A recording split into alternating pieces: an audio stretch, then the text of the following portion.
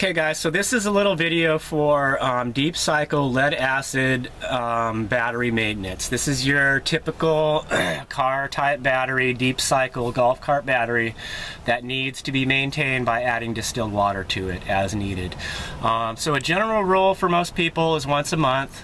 And the way this setup works with solar is when I go to check the levels on my batteries, I make sure that I either have my solar panels shut off through the charge controller, and there's a little button that you can do that on the charge controller, really easy. You just press and hold it and it basically disconnects the solar panels from the batteries. If you were to go try to check your batteries, say in the middle of the day, and you had sun on your solar panels and your charge controller was charging, you would immediately hear like a bubbling or boiling in the batteries, and it would be really dangerous to remove the caps and try to service it while it's charging like that. Basically, if you open the caps, there'd be like a fizzing, like you just poured a cup of 7-Up or something. Except for that fizz, the little mist that bubbles off there does have battery acid in it, so it can be very dangerous.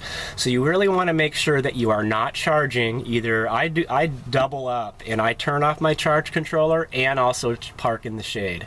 So that's a little safety tip before you even get started. And then you want to go out and get yourself a bottle of distilled water. As you can see, it is distilled, meaning that it has a very low mineral content, so you're not going to get buildup on the lead plates inside your battery.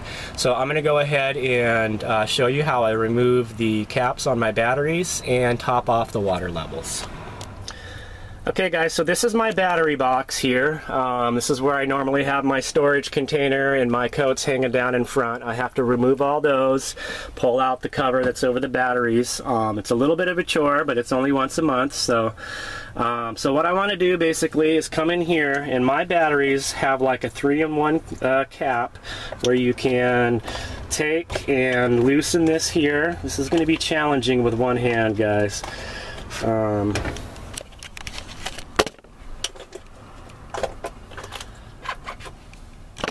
So the way these caps work is they all release at once, and it takes a little pressure. You click them one way to lock it, and then you pull it the other way to unlock it, and they just come right off. So when you pull this cap off, you want to be careful. Any liquid that's on these caps is going to be battery acid. It'd be good to use gloves. I just don't happen to have any. I usually keep some latex gloves in here. That would be good to have. But and then what I want to do is I grab a flashlight,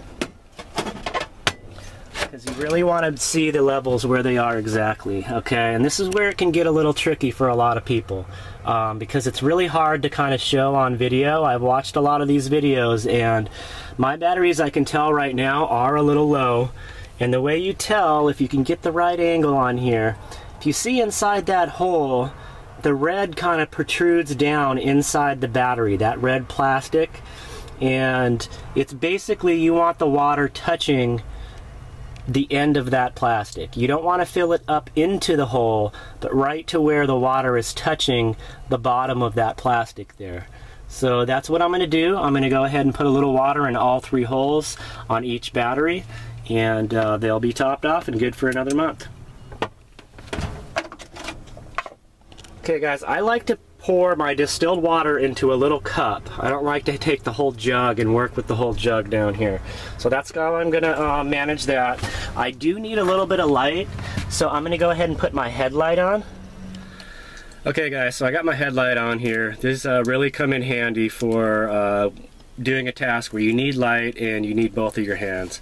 So in this case, I need one hand to hold the camera and the other one to pour the water in. So we're gonna go take a look at the batteries here.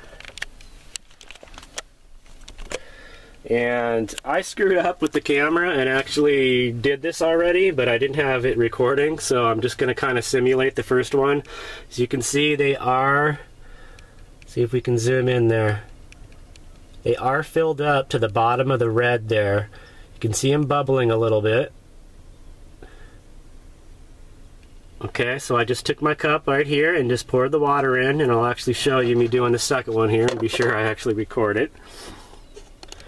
Okay, we're going to go ahead and remove the caps on the back battery here. Take a look, And actually this battery looks a little lower than the other one. Another thing I forgot to mention too, as far as having your charging turned off, I just spilt a bunch of water, guys. You want to make sure that you're parked level too. That's a big thing. Okay, now I made a big mess here. I spilt a bunch of water on the top of the batteries. I'm going to go ahead and make sure I wipe all that up. But I'm going to be really careful when I wipe that up, because there could be some battery acid mixed into it. So I really should have gloves for this. I wish I did, but I don't. So I'm going to go ahead and make sure my caps are securely back on, which they are, and then wipe up all this excess water on the batteries.